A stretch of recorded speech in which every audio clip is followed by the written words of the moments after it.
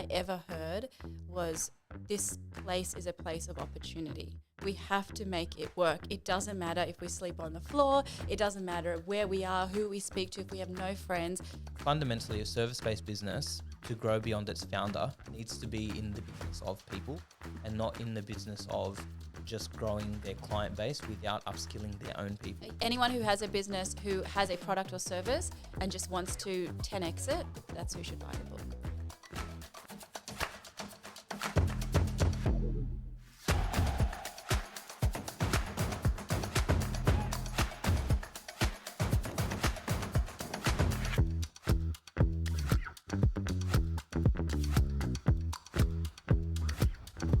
Welcome to another episode of The Lat Chat. I'm John Sardi, co-founder at Latitude Accountants. On our podcast, we like to highlight the journey of small business owners in Australia to provide you with inspiration in your own business journey. Today's guest is business owner and author Anaita Sarkar. Anaita needs no introduction, but for the benefit of those of you who live under a rock, Anaita is the founder of Hero Packaging, the marketing genius behind Sell Anything Online, author of new book, How to Sell Anything Online, and podcast host of the new podcast, Marketing ATM. TikTok queen, Anaita Sarkar, welcome to the Lat Chat. Thank you so much, guys. I'm so excited to be here. Welcome.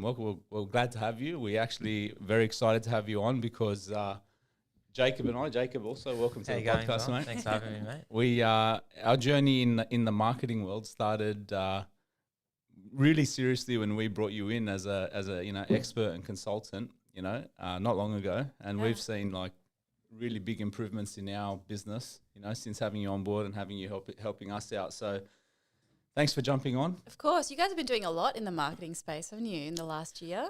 Yeah, I mean, we're trying. I mean, we're not experts. We're just dorky accountants, right? We're just nerds. So we at Latitude for like 10 years just did the accounting thing and tried to do that really well.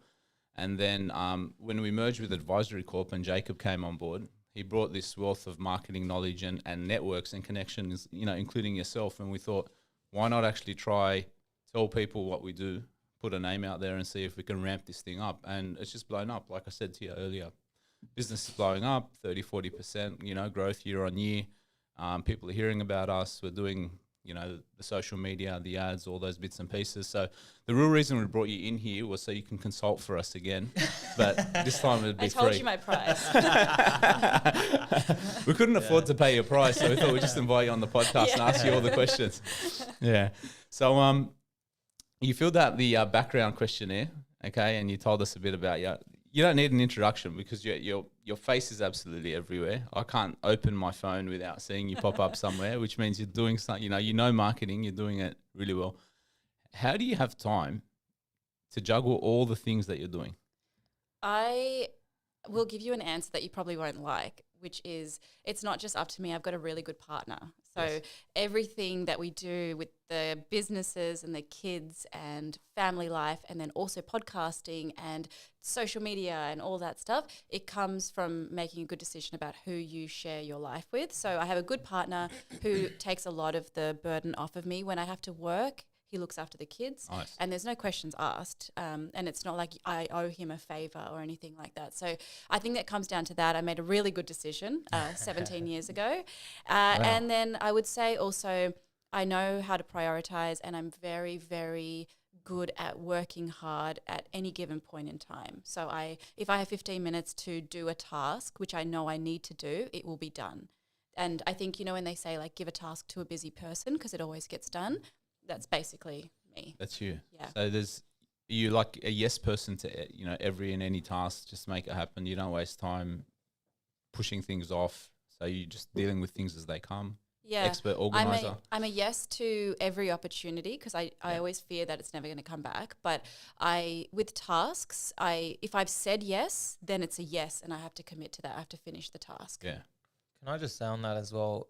One of the things I've actually learned from Anaita is, what's very attractive in today's day and age is responsiveness. And anytime I have ever DM'd Anaita, have ever called or have ever had any interaction, she's so on top of it all the time. It blows my mind how you're able to be so responsive, so engaged with your audience, just adding so much value into the world, and just do it in such a timely manner. That is like huge, and I've tried to sort of emulate that a little bit in my business. It's a big effort, but I appreciate that, and it's a really intentional effort, because the people that follow me are small business owners, and they are really struggling a lot of the time. So when they DM me, I know that in their head they're like, should I message her? Should I not? Should I message her? Should I not? I feel really bad about asking her a marketing question, or my cash flow sucks, so should I message her? I feel bad for disturbing her. I know they've gone through all of that in their head by the time they've messaged.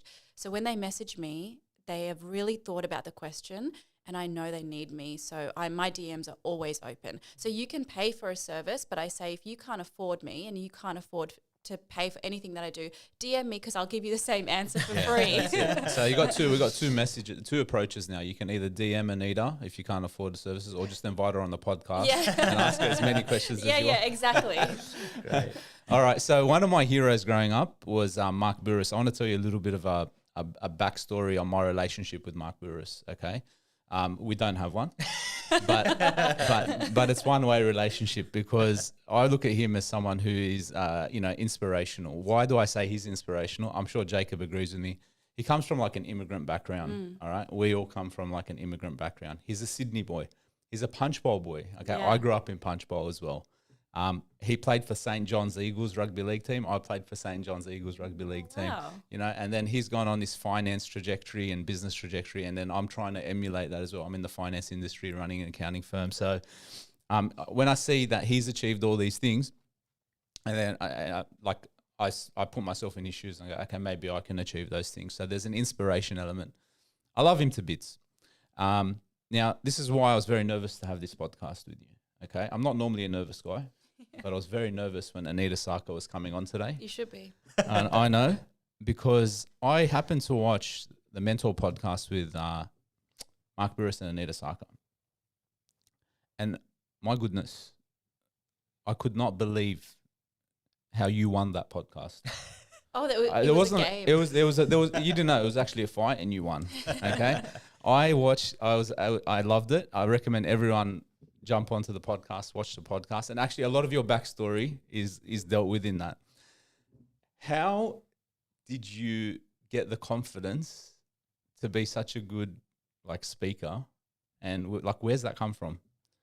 Because there was this one point where in one of my jobs, I remember I was asked to randomly get up to the front of everybody. There was about 100 people sitting in the room. They're like, you've already created this report. Why don't you go and present it? And I was shaking. And I remember thinking, oh my God, I'm actually the worst. I stood up there and I was when I say shaking, the papers were shaking and I was shaking, and I was such a terrible speaker. I was so mortified for myself. And that from that point, when my manager said to me, you're really good at your job, but you suck at speaking. No way. Yeah. And they gave me a C. We had these report cards, and they gave me a C, and that I never got a C in my life. And I thought, surely I could be a really good speaker. It can't be that hard. And so I just honestly listened to the Mark Bouris podcast with all his guests, and every time he asks a question, I just pause it and I just answer it like he's asked me the question. And I do that every single day. I do it for even coming here to come to this podcast. I was listening to your podcast this morning, and every time Jacob would ask a question, I would pause it and answer it in the car like it was me answering that question. And I just practice and practice and practice, because in my head, I'm this Indian girl with an Indian accent with Indian parents who can't speak and can't get the words out that they want to say. So I have to practice it really hard. And it's something for me that I'm really proud of, because I love public speaking. You should be proud, and you should be proud. And I want to say, actually, my favorite part of that podcast. All right, I'm going to bring this up. We were all on the floor. We were listening to the podcast. We were very excited when Anita's podcast coming out, because we know you and love Mark Bouris. We were all listening, and then he says something like, so your mum wasn't good at business. Yeah. And then you were like, oh, no, actually, that's not what I'm saying. Mum was great at business. And the look on his face, and it was like it was like everyone was like, "Whoa, I can't believe she just corrected Mark Great Bouris." Yeah, It was amazing. absolutely. Because I didn't agree with him at that point, and I thought to myself, well, this is the one opportunity I'm ever going to get with him. I don't want to be agreeable. My point here is not to be agreeable. I know more than him what my mum is like at business. I know what business is like. Even I know small business better than him because he is now big business. I can argue with him. Yeah. And I was like, in that moment, I was like, fuck. But I said it and I'm happy I did because at the end I could see like throughout the podcast, let me tell you about this podcast, okay? I walked in there and he's on his iPad like this. Yep. He was just sitting there, didn't look at me when I walked in, okay? No way. And I was like, God, I love this guy so much. How am I going to get his attention? And so I sat down and I said, by the way, I really love you. And he was like, oh, what? And I said, like, I really love you. I've been following you for 15 years. I just wanted to, like, get in his head that, like, I'm here. Like, can you look at me? And so I knew that in the podcast, I didn't want to just be like, yes, Mark, you're right. I wanted to say, I don't agree with you at some points. Because, that's a natural conversation. I'm glad it happened because I could see him, like, actually listening to me afterwards. Yeah, it was like he was asleep and then you said, oh, no, actually, I don't agree with that. And then he was just like, what? Yeah. And then the fight started. Yeah. Which then you won. Yeah, I know, I loved it. So your background, you mentioned you're Indian background and born in India, migrated to Australia, grew up in Parramatta. Yeah. I want you to give us, and like anyone listening to this, I want you to tell us what you love about Sydney or Parramatta or this city. What can I even say? My parents, when they left India to come here, all I ever heard was this place is a place of opportunity. We have to make it work. It doesn't matter if we sleep on the floor. It doesn't matter where we are, who we speak to, if we have no friends. This is so much better than India. Because India, there's like a lot of corruption. My mum did her medical degree there and everything felt like a struggle for them. So here it has to work. There's no other option. And it worked so well. My mum was able to start her own practice. My dad could get a job. We found an apartment. People were helpful. Like this is my home. It has given us so much. And the idea of being able to quit my job, start a business and be successful in this country, you can't do that in India. You can't do it in most countries. So, I mean, if you ask me what I love about it, it's like the opportunities here that you just don't get anywhere else. So true. No, I love that. I 100% agree. And I think I think just if you're born here, it's like that's a privilege. And I feel like we undervalue so much sometimes if we're born here and we don't fully understand that people are queuing in to get into Australia. We have the highest net migration we've ever had in the last year. We are, if I would give you a restaurant analogy, we are the restaurant where people are lining up outside of the door to get into this restaurant to try and have a crack and do something with themselves. And so I would encourage you to appreciate Australia, but then be given the opportunity that you have, take advantage of that opportunity and just dream big and just go out and have a crack. Yeah. I love what you said about how this is your home.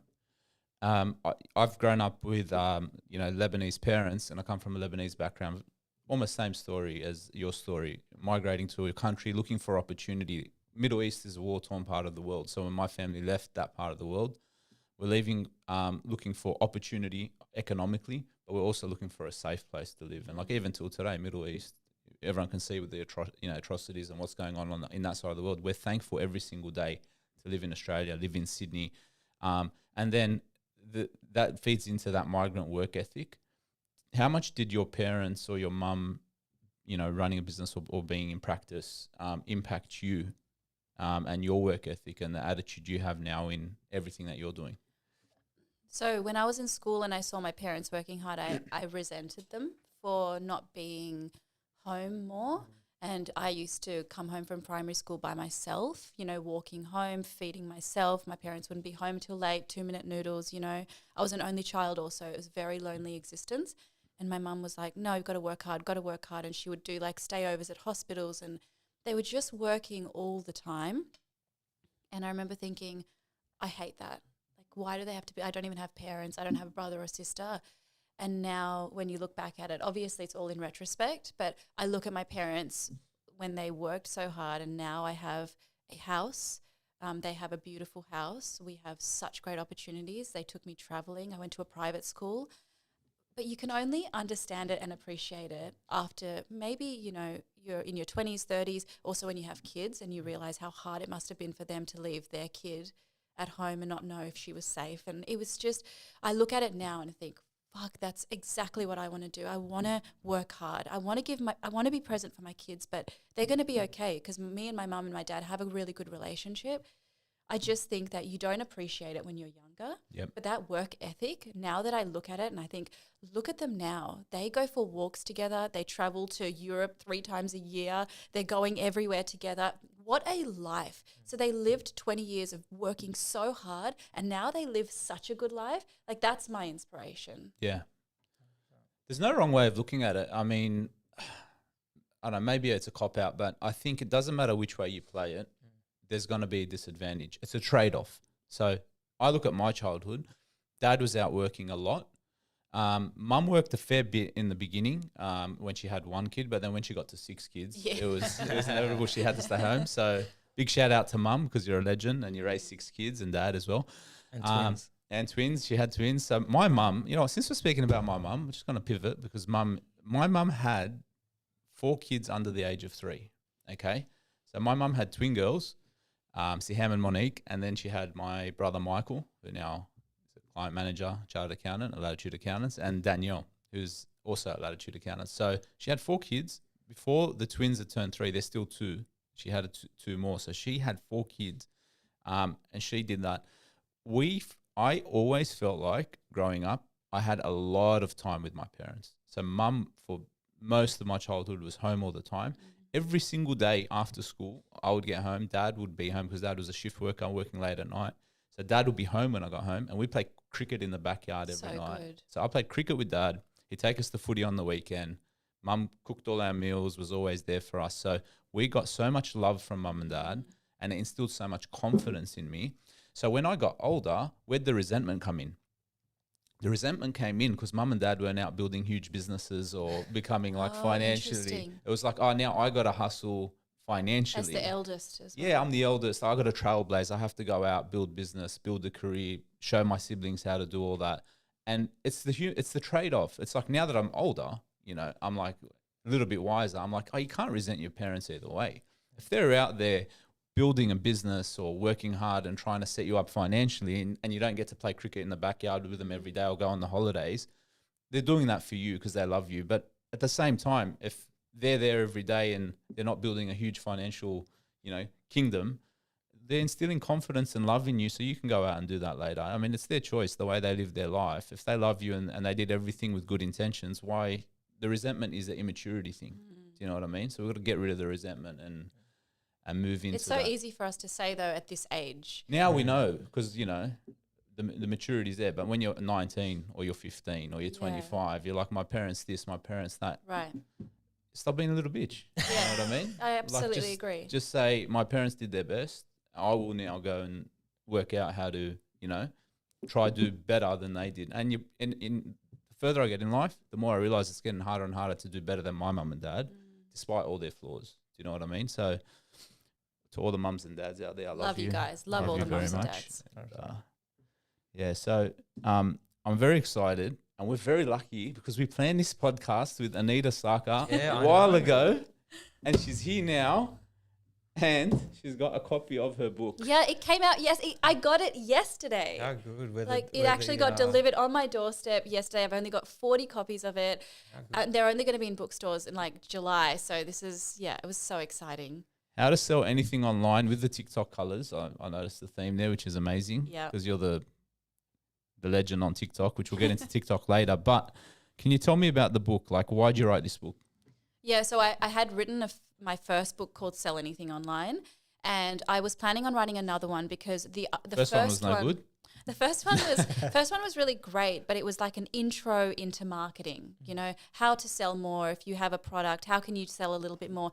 This one is based off of 6-8 years of me trying to sell multiple products and scaling up a business, having cash flow issues, having financial downturns, how to use content to go viral, how to build a community. Like, I just thought I've got so much more knowledge now, and I've talked to so many, and when I say so many, probably like 300, 400, 500 business owners, and seeing what they do to scale and all the little strategies they use. So I've just put everything into this book. And and then I actually got approached by this publisher, and so they came up to me and they said, would you like to write a second book? And I said, sure. And they said, we want you to call it How to Sell Anything Online. So it sounds like my first one, but it's actually completely different because it's based on, the funnel of the marketing funnel. And it's just got so much more detail. And it's got your guy, Mark Bouris, in it too. Yeah, Mark Bouris in it. But I don't know how we feel about Mark anymore. Oh, you don't like Mark? No, I still love him. I'm only joking. We still love him. Still love him. So I was flicking through the book, and I love that it's got these little guides on the side, like tofu, mofu, bofu, retention, magic bucket. It's not tofu like the food. So yes, maybe we should explain to everybody. Can you explain what that all means? So when you look at it, right, it looks like a funnel. So top of funnel, middle of funnel, and then bottom of funnel. And then we talk about the magic bucket, which is people who are your clients or your customers, but you want to turn them into absolute raving fans. You want to have a community of people that whatever you bring out, whatever you do, whatever service you have, they buy it. That's the magic bucket. So tofu is top of funnel, then middle of funnel, bottom of funnel, and then your magic bucket. So tofu, TOFU. Top of funnel, yeah. Funnel, FU for funnel. Yeah. and middle of funnel. Okay, yeah. So who should be going out and buying this? Like, who's going to benefit the most from grabbing a copy? And anyone who has a business, who has a product or service and just wants to 10x it, that's who should buy the book. Okay, awesome. So I'm glad that we got you here, and we got you here when you got the book. Like, it still feels like, it's fresh out of it's just fresh off the press. It Do is. you know what I mean? We're gonna have to get this episode out quickly because I want to be the first to hold a copy online. Before Mark Bouris gets up, Yeah. we I'm actually sending him one on Monday, so Yeah. How much does it cost to get you to sign this? 3 million. I love it. All right, so we got the book. We're talking about marketing. I'm going to circle back to the podcast later, but talk to me about TikTok, because I jump on TikTok and I look at your profile and I see 2 million likes, 1 billion followers, ridiculous metrics, your face all the way through. What are you doing? How do you do that? It's everything that I know. So it's marketing tips, it's business tips. It's just, I'm a millennial on TikTok. I don't do any of the trending dances or the songs or pointing around and things like that. I don't do anything funny. I literally know marketing and I know business. So I talk about it. I'll do it within 30 or 60 seconds. I'll say something that I know most people don't know. Like, for example, I'll say, if you want to beat your competitors with SEO, this is how you do it. And because it is so, every small business wants to beat their competitors with SEO. So they're going to listen to the end, right? And I always make sure that my last tip, the best tip is right at the end. And so I do that constantly. And lately I haven't been doing it as much, but really the way that I grew to the 330,000 followers is basically because I just do the same thing over and over again. It's super consistent. It's tips that I know that other people don't know and then they need to use in their business to grow. I think people just like to have someone who they can look up to, or not look up to, but look at and go, oh yeah, let me try that in my business today. And I think that's how it's grown. For sure. Yeah, I was listening to our guy Alex Hormozy this morning, and he said there was someone else, it wasn't his words, and he quoted the other person, but he said 80% of the marketing budget is spent on the headline or the hook or whatever it is. And Anita, like, literally, she just rattled it off, like, how to beat your competitors in that. Like, that's an excellent hook. Not like, if you're new to marketing or if you're new to growing your business and putting your messaging out there, follow Anita and just watch the way she captures an audience and then actually delivers out. So you still have to have that good 20% that actually delivers out on your promise that you've but I'm telling you, the video is like the first, I kid you not, 3 seconds. If you've got them, you've got them. There you go. Like if you say, and that's why you'll notice every single one of my videos starts with some negative hook. Like even last night I got the book and I did a reel on it and it was something negative at first. I was like, I cannot believe this happened to me today or something like that. And it makes people go, oh shit. And people love a good negative energy. It's horrible. But that's actually how my videos perform better than most other people's, because a lot of other people, they'll go, hey guys, my name is John Sardi. I'm from Latitude Accountants and I'm here today to tell you. People are gone by that stage. You just shat all over my every video. I'm using you as an example. I'm not saying you do it. That sounded exactly like me. Just less Lebo. Yeah. But, you know, if you do that and you keep introducing yourself and like, hey, guys, I'm here and, oh, sorry, mind my hair or, oh, yeah, mind the mess behind me, but I got to tell you about, gone. People are gone. But if you say like straight to the point, like whatever you're trying to say, if you get into it, even if you cut off the first word and you get into it, people are going to watch the end. You know what? Mainstream media has exaggerated this point for hundreds of years over. And you're so right. Every time you flick over a news channel, all you see is negative. So I swear there's something about, well, you know what? It actually is. We pay attention to negative things because we're risk averse. And so anytime we hear that, there's just this instinct in you that pays attention, sits up, does whatever. Comes from our like tribal background where it's only the negative that we have to pay attention to because that could kill us. I think they say that inciting some emotional response of disgust is the most engaging form of content. There you go. Which is Disgust. pretty sadistic, weird, but but it's what it is. We'll do it.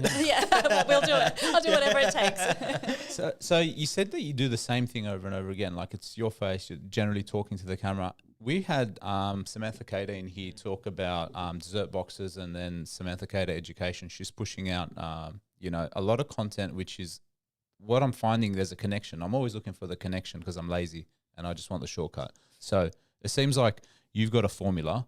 She's got a formula.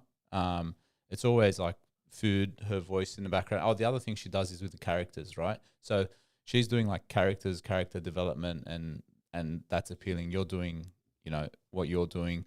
But then it's like rinse, repeat. How do you push yourself to continually keep turning up to the audience and producing the same content over and over again? Like, just so you know, like for me, it's really hard to say the same thing twice. Like if I have to give someone an instruction and tell them again, the second time I'm saying it, they think I want to fight them.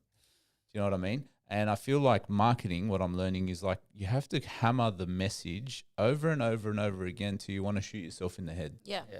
How do you do that? Because I've got to. That's how I sell my shit. Like, honestly, you say it once. Okay, I'll give you an example. Yeah. I had a Sydney meetup, right? Which you came to. And I told everyone, I'd spoken about it for heaps of times. Heaps and heaps and heaps and heaps of times. Yep. And then a few days before, I'm like, I'm so excited that the meetup's coming. And then a bunch of people are like, oh, you've got a meetup? I'm like, I should have done it even more. Because that one group of people is not going to see or everyone's not going to see it one post. You've got to do it multiple times for people to see it. Also, people forget about the stuff that you say because they don't really care in the first place. So if you say it multiple times, not only are you getting a bigger pool of people, but the same people might go, oh yeah, I remember that he said to do this, so I've got to do it again. But you can also even if you repost a video, I guarantee it'll do well, okay? But even if you do the same messaging with a different kind of style of video, voiceover, maybe 5 seconds long instead of 60 seconds long, it will also do well. It's actually easier for you to do the same message multiple times than it is to think of new things every single time. And you have one message, which is small business owners need to know tax. They need to understand. They need to be clever about it. But if you don't have time, we're here to help you. That is your general message. You have to say it over and over again. That's your job. I'm going to write that check for $3 million now. Because my whole business just got explained to me in a very concise paragraph. She got straight to the point. Can we need to clip that? She's a walking Instagram reel TikTok. I want to short. That's turning into a clip with $10,000 going behind it, and it's going out to everyone. That's coming to a screen near you. Talking about screens, talking about the negativity, mainstream media, the messaging and the hooks that actually captivate, which is negative. You've got children. How do we deal with the fact? Where is Anaita Sarkar on things like the amount of time we're spending on screen, amount of time we're spending online, the amount of time we're spending on social media? Do you have a take on that? No, not really. I have a goal of if I pick my kids up from school and I take them to all their activities, I'm with them from 3 p.m. to 7 p.m. Yep. I'm barely online at that time. Of course, I'll check emails. Of course, if there's anything urgent, I'll check it. I'm fully present with the kids, and that's my goal. The rest of the time, I don't mind working till 1 a.m. I don't mind waking up at 5 a.m. if I've got to work, but 3 p.m. to 7 p.m. is my children. And so that is it. Like, I don't really have like a screen time percentage. Yeah. All I know is that if I can spend quality time with my family in those hours, I know I've given them everything I have. Yeah, no, that's very good. So I guess it's about boundaries. What do you reckon? Yeah, no, look, I agree. Sundays is my sort of thing. I will never do work on Sundays, just so you know. So I'll never work on Sundays. That's boundary. I thought time, every that's day was family Sunday. time. And all right, 33% growth. I won't do any work on Sundays. And then boundaries, and I'm quite private as well. So which people on social media love your private life, and they love that as a content pillar, like you're sharing who you are as a person and whatever. And I think that's one of my downfalls when I show up on socials, that I don't share much of my private life, which I don't Neither think do I I will. though. I don't share any of my personal life. Sometimes my kids will kind of be in the background or something. Yeah. But I'm like you. Yeah. I actually am very much straight to business. And I'm like that in real life too. Because if I meet people who are in the business world, I am straight to business. If someone books me for a one-on-one call, I will not ask, like, how's it going? Are you okay? No, it gets straight into tell me about your numbers. I think that you're right in doing that. You don't need to show your personal life if you don't need to. Thank you. I've got Especially it if you don't have a personal life. You don't show it, you know what I mean? No, you do, definitely. No, but in all seriousness, like you've said that, right? You've said don't show your personal life, or like it's not important. Like it's almost like it's not important. Like if I could sum you up, because I'm lazy, it's like get to the point. You very much get to the point, and that's like punchy. Yeah. It's like everything you're doing is punchy because everything is get to the point. And it can seem abrasive though. Like it can seem like, you know, if you were that like that as a person in your social life, I'm sure you've got like friends and stuff. I'm sure you got friends. I'm sure you got friends that you're like, you actually ask them how they're going and that, right? Absolutely. Yeah. I'm talking There's a about distinction business. in business, online, how you show up online. This is my job. Yeah. So my job is to do content and to make money off of that, and also to run a company. Yes. So I don't, and also with my staff, I do ask them how they are. It's not that. What I'm trying to get at is when I'm doing something, or someone's paid me money to do something, or they're watching a piece of content, I'm taking up 15 seconds of their time. I'll get straight to the point. I love that.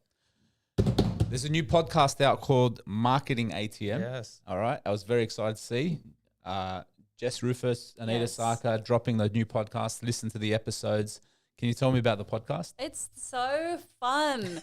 I have always wanted a podcast like that to listen to, because it's all the marketing trends happening right now. We look at other small businesses, other big businesses, and say, like, do we like them or not? As in not the businesses, but the marketing strategy. So we'll do like a savage roast of their marketing. And we also just talk about what's working and what's not based on what we know. And we've got such different points of view on marketing. I'm very much paid media, social media, SEO, all the technical nerdy stuff. And she's very much brand collaborations, partnerships, influencers. And so coming together, it's really cool because we have different lenses on that sort of stuff. But yeah, it's very exciting. I was excited to listen to it. It's great. Everyone should listen to it. What do you look for in like what's the in a partnership with someone? What are you looking for? Someone who is on the same wavelength as me in terms of knows a lot about stuff that they are into. They are just really knowledgeable, but we also have differing points of view.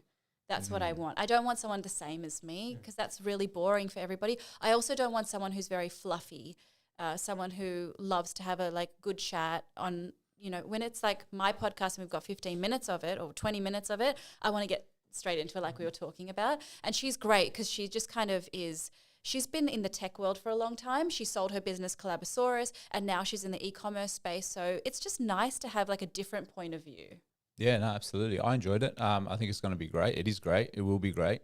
I wanted to ask you about something you brought up in a recent your episode number 2, which touches on something that we've spoke about in the past, which is you spoke about Roxy Jasenko's situation with the house and how she dealt with all that. So don't know much about the situation other than what I've read in the news and all that. So, you guys covered that well and I enjoyed it. But what I wanted to ask you about is Roxy's background was PR. So I've had no interactions at all with PR agencies, public relations. What's your take on public relations, PR? When is it useful? Who should be using them? Have you used them?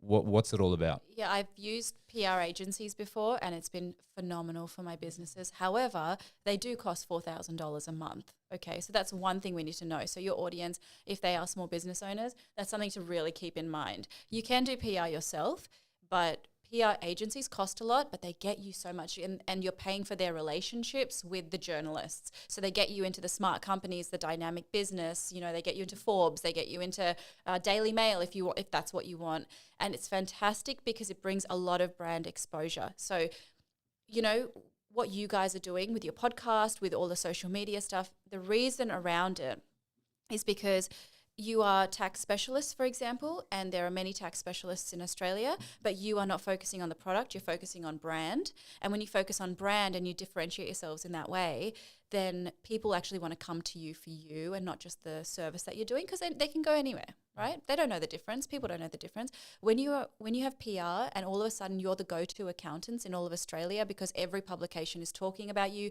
getting your advice on accounting and tax, then small businesses, whenever they think accountants, they think of Latitude. And that's why PR is so good. It's expensive. In my opinion, it is absolutely worth it. Not for the sake of getting into Vogue. If you're a small business and you sell candles, and a lot of people come to me in my DMs and say, hey, Vogue wants to feature me. I've got to pay $700 to get a small feature in Vogue, and then I can put that on my website. Absolutely fucking not. No, that will not get you any sales. It won't get you any exposure. In fact, in that game, Vogue is winning. So when you look at it like that, it doesn't make sense. But if you're online and you get featured in news.com.au as the go-to accountants for small business, 100% that is so worthwhile. And not only that, sorry to keep going on this, but imagine if people Google Latitude accountants and they click on news and you're there in all these publications, that trust factor is so important. So I'm 100% a PR girly. Wow. Yeah. All right. Looks like we're joining PR agency. Well, yeah, I'm looking at you because why haven't you already brought this up? Well, I brought in Anaita to pitch the PR agency to you, so thank you. First, we're offering you $3 million. We've spent a lot of money today. PR agency? Yeah, now I can if you offer $3 million. Yeah.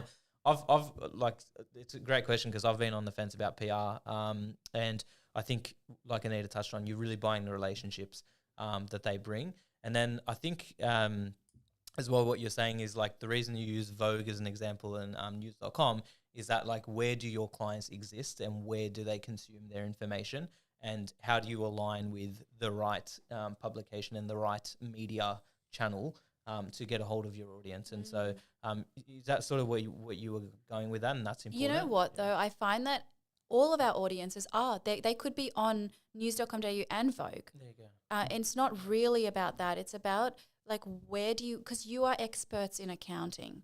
So, where do you want to be to showcase that you are experts? Like rather than have an article about you, that's not what you want. But you want to be saying like John from Latitude Accountants has said for small businesses, blah, blah, blah, blah, blah. And then underneath that, they'll have asked Mark Bouris. And Mark Bouris has said this about small business. All of a sudden, you're in the same publication as a Mark Bouris, and then you become the go-to accountant. And that's what we want, not like a feature in Vogue. That doesn't show any authority or any skills.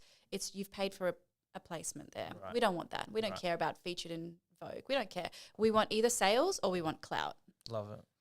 So I had someone come up to me recently and brought your name up. And it was about your hot take on marketing agencies. So, can you, I'll give some background. The background is Anaita hates marketing agencies. All right. So if you got a marketing agency, just want you to know. Anaita cancelled marketing agencies. I'm sort of joking, but I'm not joking. But it might be better to hear it in your own words. What's your take on marketing agencies and why? I've had so much experience with marketing agencies. The thing is that they may know some things that you don't know, and they can help you with Facebook ads, even PR. They can help you with SEO. But there is a point where they've set it all up for you, and then they charge you ongoing every month thousands of dollars, which we don't have as business owners, for what? For absolutely nothing. And this is what annoys me is that, okay, nothing against agencies. Okay, if you're a marketing agency, good on you. I'm sure you're great. What I'm trying to get at is it's not fair to lock business owners into a 12-month contract when they want to get out, but you owe them $4,000 a month for the rest of the year, and they do nothing. So they sell you on stuff. Say you're an agency, right? Say you're 21 years old and say you're the owner of the agency. What'll happen is the owner of the agency will come to a business owner and say, they'll sell them so well because you know how to talk, and you'll say, this is what we can do. We will scale you 10x. We'll do this. We'll do that, da, da, da. And you go, yep, I'm in. I'm so excited.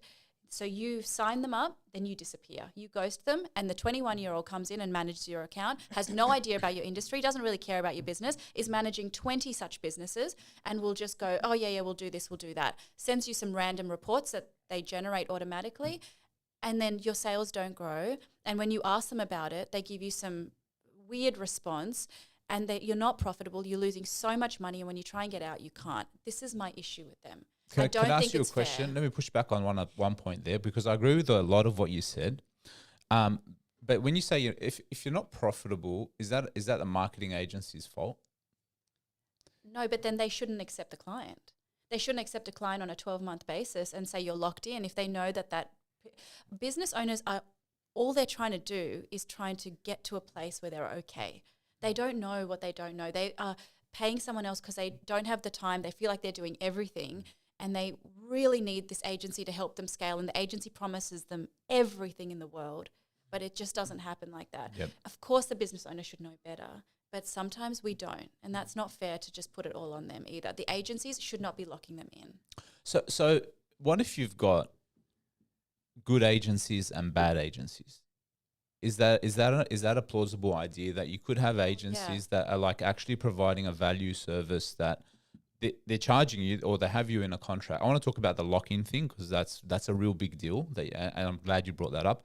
But apart from, say, like really horrible contract terms and locking periods, and that, if they're providing a real value service where they're in your file, in your ads, in whatever, every month, giving you feedback, coming up with creative ideas, facilitating, doing all that for you, giving you back so much time as a business owner to work on other things, and then they've got a proven track record, and then you're re-engaging willingly with them on a month-to-month, then eventually year-to-year basis.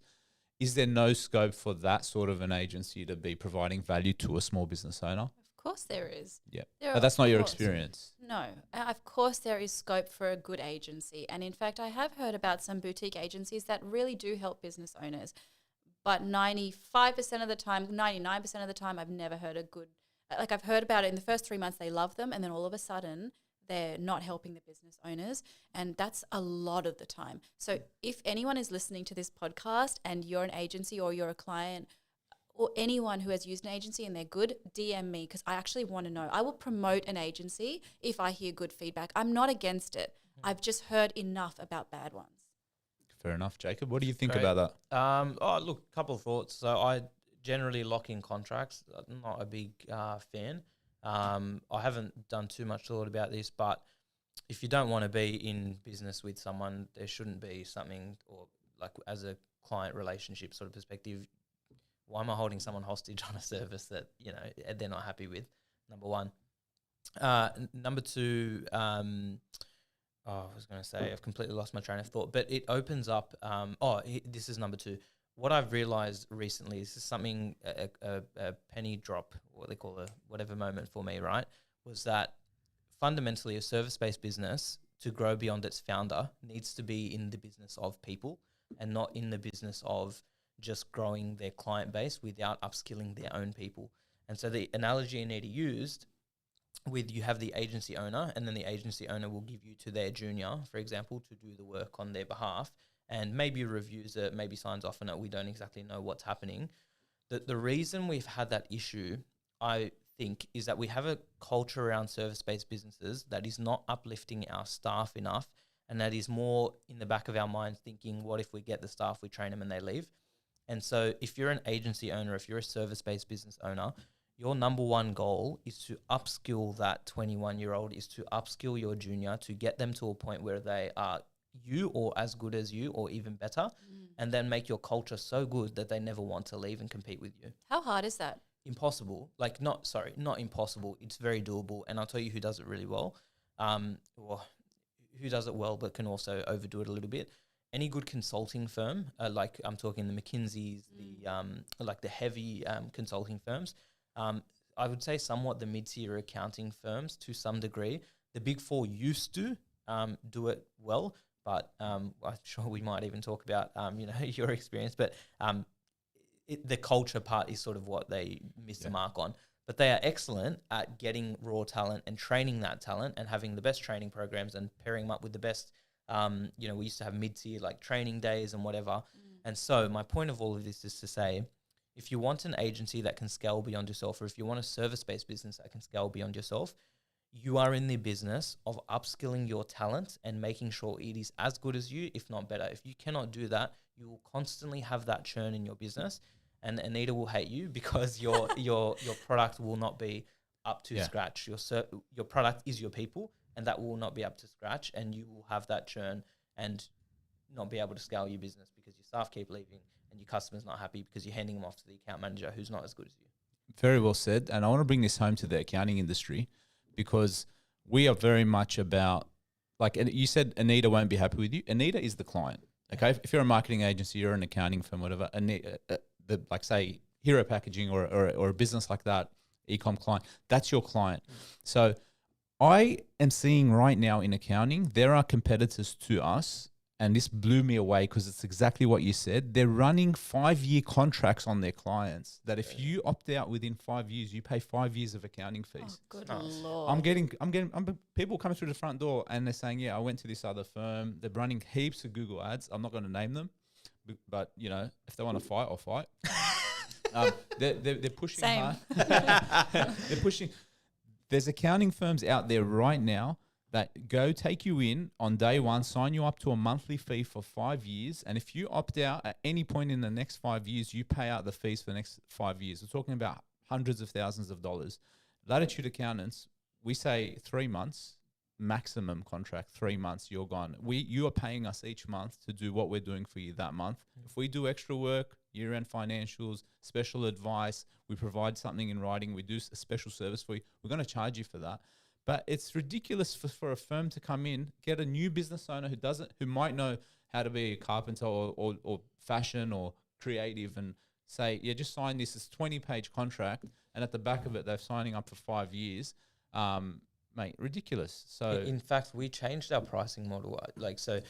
When at Advisory Corp, when I used to run that, I not knowingly charged everything over. I just thought it was easy. Okay, this is what we're going to provide, and then we'll just divide it up by 12, and then we'll just provide a monthly sort of fee because we're going to provide the service anyway.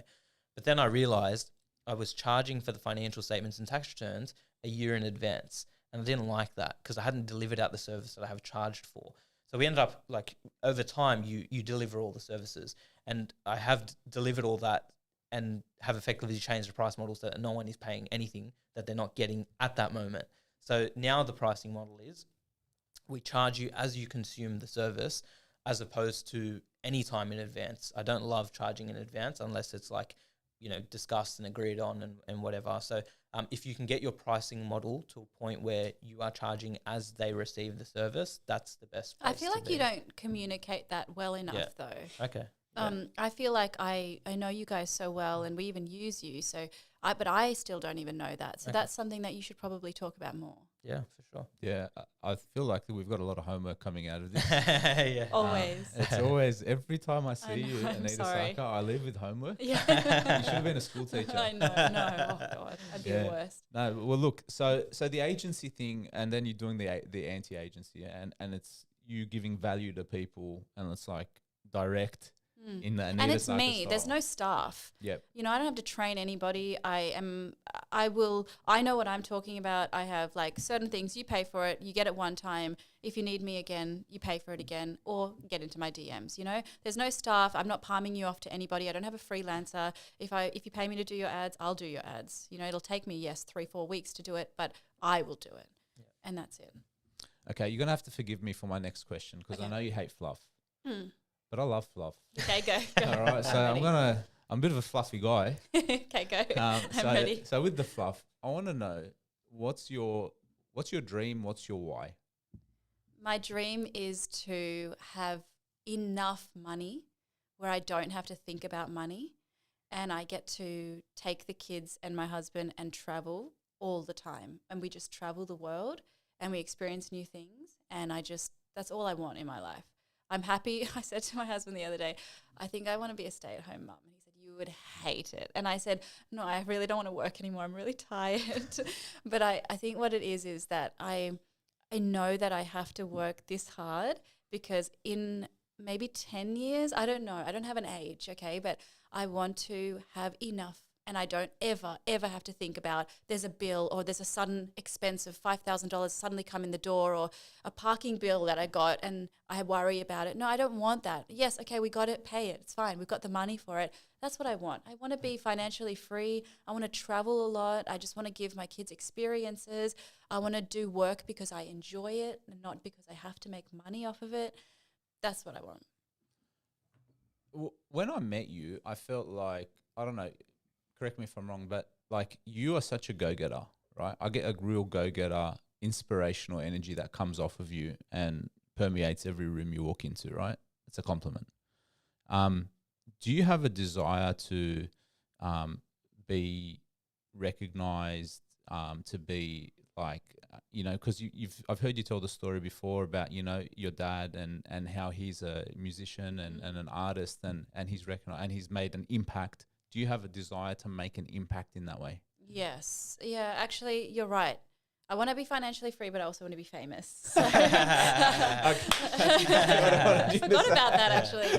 I actually do, and I've been really thinking about it in the last few years. Like, what is this? I keep wanting this thing of like wanting to be known everywhere. And I don't know if I told you, but like we went to Egypt and my dad was recognized when we were at Egypt airport, like randomly. This is 10 years ago or something. Like, are you Avijit Sarkar? And I was like, I want that. I want that for myself. And every time I go to one of his concerts, everyone's like, you're Avijit's daughter. No. He's my dad. I want to be, but not just for that. He's known for music. He has made such a big name for himself in Indian music in Australia. How cool.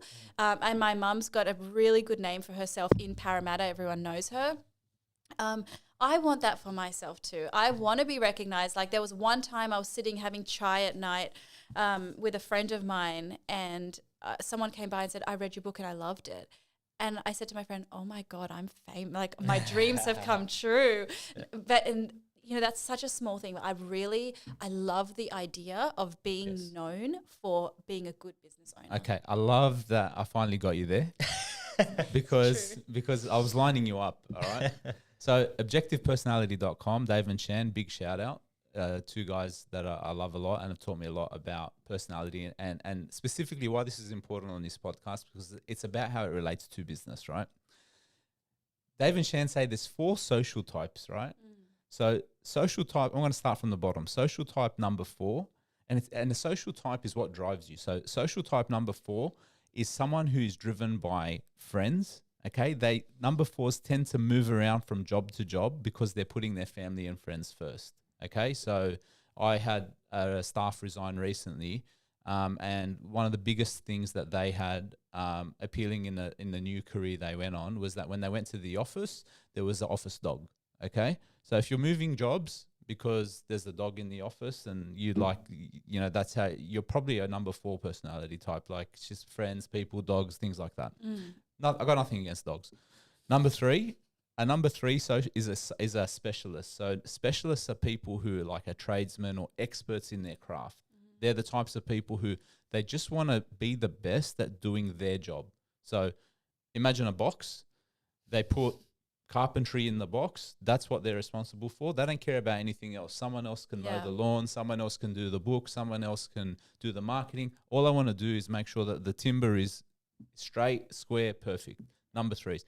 Number 2s are responsibility. So where the specialist has a narrow focus, the number 2s have a broad spectrum of focus. They're responsible for everything. They're like, their head's always snapping left and right. They walk into a building, what's happening in the marketing, what's happening with the HR, what's happening with the finance. When we're doing lunch, oh, it's this person's birthday, we have to get them a cake. Like there's absolutely nothing that they're not responsible for in the business. Okay, think of like a general manager type or like a middle management type, and then you have a number one. That's me. I haven't even given you the description. I just know I'm number one. Yeah. Number one is someone who is ego or identity driven. They have a flex about them. The number ones are born with a drive to be at the top. Okay. So number 1, 2, 3, 4. You're definitely a number one. Proof in point. You said you're a number one. You got that drive to be at the top. If I look at you, I asked you before this podcast, how'd you go in school? You said straight A's. Never got a C. What is it? Never got a C. Never got a C, right? Yeah, straight A's, right? Founded a business, a huge business, a great, Hero Packaging. Books, authoring books, podcast, speaking, public speaking, all over socials.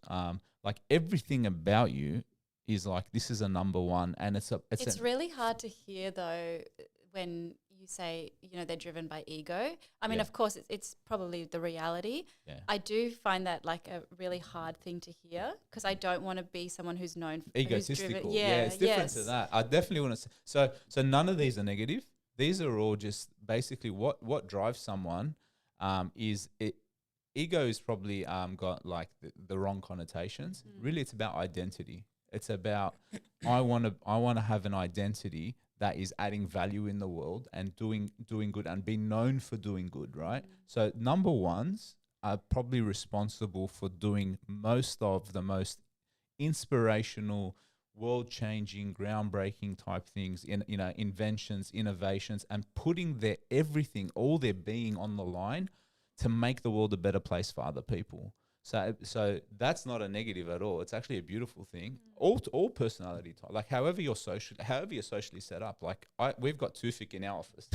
All right. And he's like the tradie. He's number 3. Yeah, right? So three, Tufik is the balance sheet king. All right. There's no balance sheet that is in this office that Tufik doesn't look at and make sure it is just squared off to perfection before it goes out. I love people like him, honestly. We love people like him too. All right. And every single person brings something to the table. So true. But if you know your type in business, right? If you know you're a number one, then you're probably going to be finding yourself in a CEO role or founding a new business or the face of the company. You know what I mean? If you know you're a specialist, then you're not going to get bogged down with doing all the tasks. You need people to help you with all those things. Okay, but I have a question for you two. Yeah. Awesome. So you two, I assume you're both number ones. Maybe, we don't know. But then I'm how? not 100% sure yet. But then how do you work together? Is there only allowed to be one number one? No, because I think business is so broad that you can number one different things. So In different silos, to some degree. Like, I'll speak on my behalf, I guess. So, my version of number one mentally, I haven't fully figured it out. Yeah, that's what a number 2 would say. All right. Yeah, that's what a number 4 would say. No. So my version of number one might be different to John's version of number one, and I want to own, my. In another world, I would have been a marketer. I would have been a salesperson. I would have been this. I would have been that. But it's unique in the accounting role that every accountant has to be a number 3. You just have to. The ticket to play is you've got to have done the uni, you've got to have gotten your CA, and you have to be really good at doing tax and accounting and whatever. In extension to that, I have a number one part of myself, and so you have to do a couple of things. That's sort of my analysis. But John, you're the expert in personality here, so tell me. Dave and Shan are the experts. Yeah. But seriously, when it comes to these things, it's not about putting anyone in a box or defining them in a way that's meant to restrict or limit.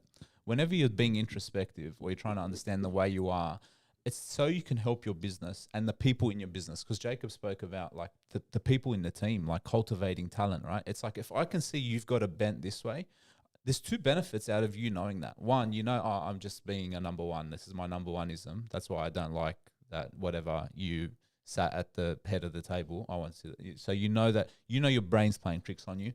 And then number 2, you can lean into other parts of your personality or your social type that are not not naturally there. So if I know I'm a specialist, then all the other things I'm meant to be doing to keep my life on track, like buying clothes that don't have holes in them, or doing my timesheets. I'm not talking about anyone. I'm not talking about anyone specifically. But if you know I'm just a specialist and I only think I'm responsible for this, then you have to just look up from time to time and say, okay, I'm going to do all the generalist responsibility number 2 things now. And sometimes I'm going to have to do some flex. Like sometimes I have to speak up and I have to lead, and sometimes I have to have friends. Yeah. You know what I mean? Sometimes, not all the times and not too many, but sometimes you need friends. You know what I mean? So all these things are really just to help. And people get scared of any type of profiling because they think, I'm going to get put in a box and I'm going to be a bad person. I'm going to be seen as egotistical. I'm going to be seen as a loser that likes pets. No, it's not about that. You know what I mean? Anita, next thing in life, like in the next phase of life, where do you see yourself going? And what's the future look like for you in 10 years? Great question. I don't want to define it because I don't know. I feel like every year is so different to what I expected. If I could say ideally in 10 years, or realistically and ideally, it is that potentially Hero Packaging has been sold and I am still doing Sell Anything Online, and it is still a great, profitable business, but I get to just talk to business owners every day. And then I have heaps of money. That's it. Honestly, I know it sounds so materialistic, but it's not about buying nice things. I couldn't care less. I want to have lots of money so I can do what I want and not care. Honestly, in 10 years, if I have that, I would have done it. And my kids are happy in school. They've got any activity they want to do, they can do. Anything they want to buy, they can buy. But we just don't have to worry about money. That's where I want to be. And it's so refreshing to hear someone so direct and so honest and so transparent as you. Like, it's honestly, you don't get people who just say it how it is. Like your TikTok style, how you turn up online is very authentic, and who you are is very authentic, and it comes through. And even to sit there and go, I just want to have money, and like become like, you're just saying things that really speak to the soul of what people think about, and you say it like effortlessly. So that's why you have 2 million likes. Thank you. That's why I have 2 million likes on TikTok. It's amazing. Yeah. One last thing. Can you just tell us where people can find your book if they want to buy a copy? Is this the end of the podcast? Yeah. Oh, I love talking to you guys. Yeah. That went so fast. You can find me on Instagram at Sell Anything Online, TikTok Sell Anything Online, or Hero Packaging, and on LinkedIn just Anaita Sarkar, spelt Anaita. Anaita, Anaita Sarkar. Thank you very much for jumping on. We've learned a lot from having you on. We really love and appreciate you very much. Thank you. All right. So I appreciate you guys too. Yeah, it's been an honor. It's been a pleasure. Yeah, absolutely. Thank you. Thanks, Thanks, guys. Tune in next time for the next episode of The Lat Chat.